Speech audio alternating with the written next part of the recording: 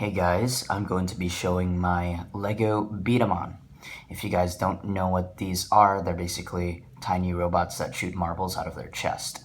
This is inspired by IX. He's created a couple of Lego B-Daman on his channel a few years back, and this is kind of my take on a Lego B-Daman, and I think it turned out pretty well. So let's take a look at the details on the figure. So, as you can see, you've got some flame bits at the side of the head, which complement these orange translucent bits on the head and at the legs. You've got some purple on the head and on the stabilizers at the legs as well. You've got a light gray core, and you've got the yellow visor, which complements our magazine over here. You've got a very nice power block here to support your tune-up gear. Basically, it doesn't have a safety or anything. All it does is stabilizes the B-Daman for the magazine. You have a nice black trigger pad. And, you know, the rest of the colors are black. It looks pretty good. And finally, we have these emblem charge bits. Basically, you press these side sections in to make a more powerful shot, which is a pretty cool concept. So let's actually take a look at the individual parts. Now let's take a look at the core first. It's a little bit different from IX's design. I used Technic pieces instead of regular Lego bricks to surround the Zamor sphere launcher, and I think it makes it a lot sturdier. And you still have these front sections to design the front of the core, which is pretty nice. The arms attach here at the two holes at the back, and the emblem charge slots in this hole.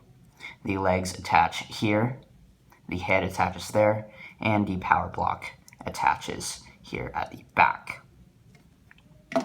Now let's take a look at the arms. They're basically identical, they're just mirrored. So you've got this nice shoulder armor, very spiky. You've got ones on the elbows as well. And you've got this curved bit for the fist, and basically they attach there. And you can see that the emblem charge is this shock absorber piece from Lego that comes with a spring. It's a pretty good part. Next, we have the magazine. It's pretty simple. You just have brackets on the side so you can fit the marble through. And it's a pretty cool piece. Of course, you would want to extend it if you want more capacity. The power block is probably the simplest part. It basically just stabilizes your tune-up gear. You don't need to put it on without your magazine, but you pretty much need this for your magazine. We've got the leg part. Pretty cool. You've got these purple stabilizers for more surface area and thus more control.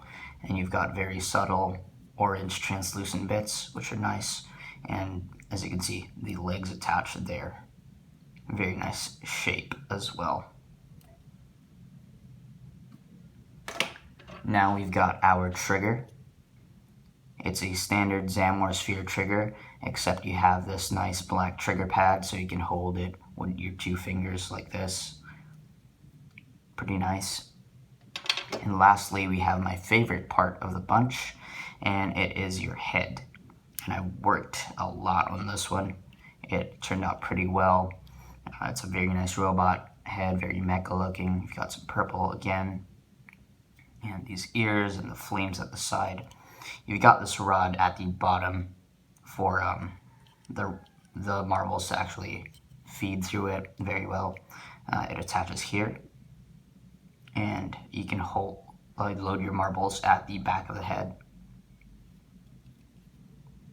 Now let's go ahead and put the B-Daman together. So the easiest way to go about building this guy is getting your core first and attaching the arms on the side, like that.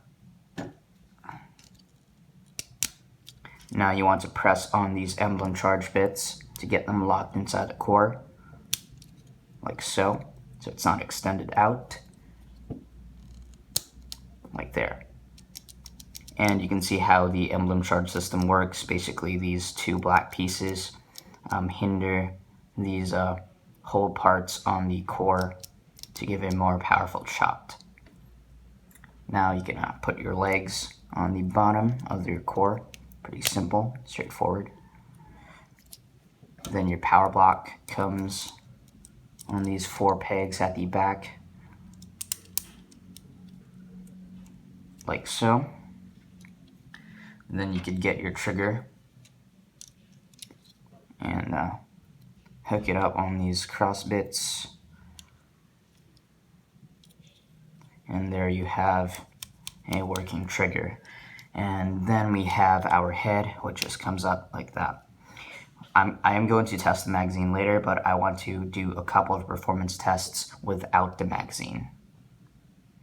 Let's actually do a couple of target shooting performance tests with this B-Daman. I'm going to be shooting these battle pins over here. They are from Lego and they look very similar to B-Daman battle pins, which is pretty cool. In order to load the B-Daman up, you put the marble in and give it a bit of a push to get it in.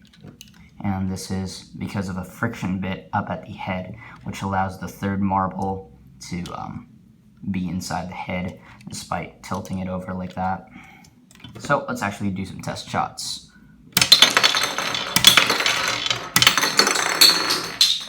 Pretty good. Now let's actually do a power test. We have a couple of battle pins stacked behind each other, and let's actually test our power.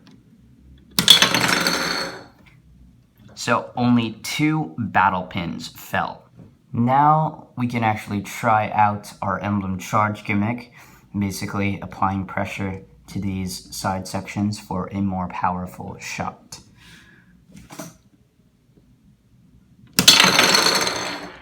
And as you can see, it is more powerful. Now we can actually work on installing our magazine. First thing you want to do is remove our head and take out the friction bit on the top bracket over here. You probably won't see it on camera because it's black, but I'm going to try and take it out.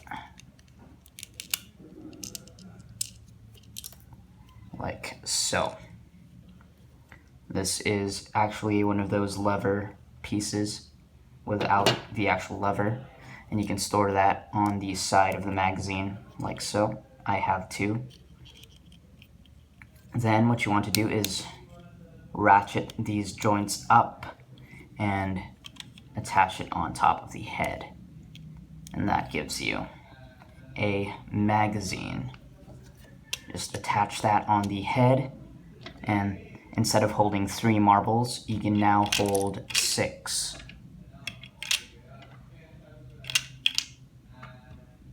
Like so. Now we can actually do a rapid fire test for this B-Daman.